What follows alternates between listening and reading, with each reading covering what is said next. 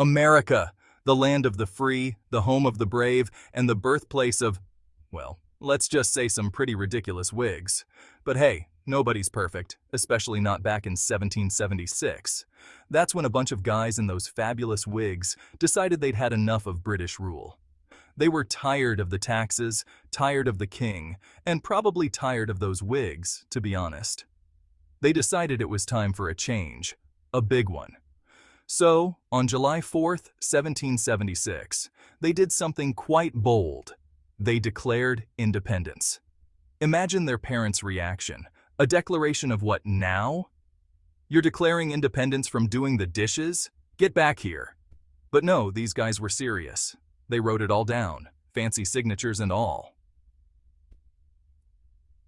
Thus began the American Revolution, a story full of bravery, battles, and maybe a few too many powdered wigs. But one thing's for sure, it's a story that deserves a good chuckle or two along the way. You know what really grinds your gears? Taxes. And you know what really ground the colonists' gears? You guessed it. Taxes!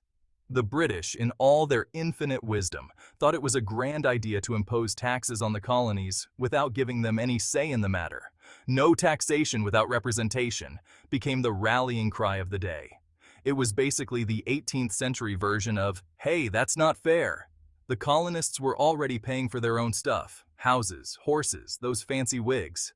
They didn't see why they should also have to pay for the British Empire's tea and crumpets, especially when those crumpets were probably stale by the time they crossed the Atlantic.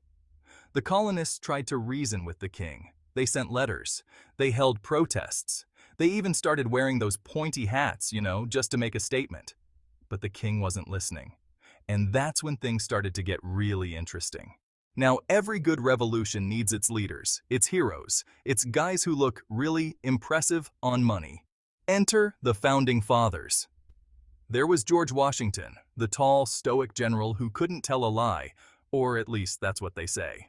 There was Thomas Jefferson, the brilliant writer who penned the Declaration of Independence and probably had the best handwriting in the group. And let's not forget Ben Franklin, the resident inventor, diplomat, and kite-flying enthusiast. These guys weren't perfect. They were just ordinary dudes who were tired of the king's shenanigans. They believed in freedom, in liberty, and probably in wearing comfortable shoes under those giant robes. They rallied the colonists, inspired the troops, and somehow managed to pull off the impossible, defeating the most powerful empire in the world. Section 4. Tea time is over. Remember those taxes we talked about? Well, they weren't just on any random goods.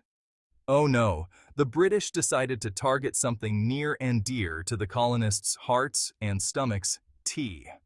In 1773, the British government passed the Tea Act, which basically gave the East India Company a monopoly on the tea trade in the colonies. This meant that colonists had to buy their tea from the East India Company, even if they could get it cheaper elsewhere. Now, the colonists loved their tea, but they loved their freedom even more. So, on a cold December night in Boston Harbor, a group of colonists disguised as Native Americans boarded British ships and dumped 342 chests of tea into the water. That's a lot of tea. The Boston Tea Party, as it came to be known, was a turning point in the road to revolution. Section 5. Freedom, fireworks, and the pursuit of happiness.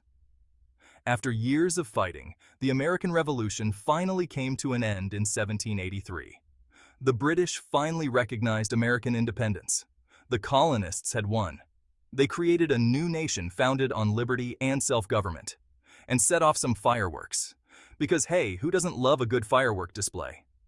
It was about the idea that all people are created equal and have the right to life, liberty, and the pursuit of happiness. Take a moment to remember those brave colonists who fought for our independence.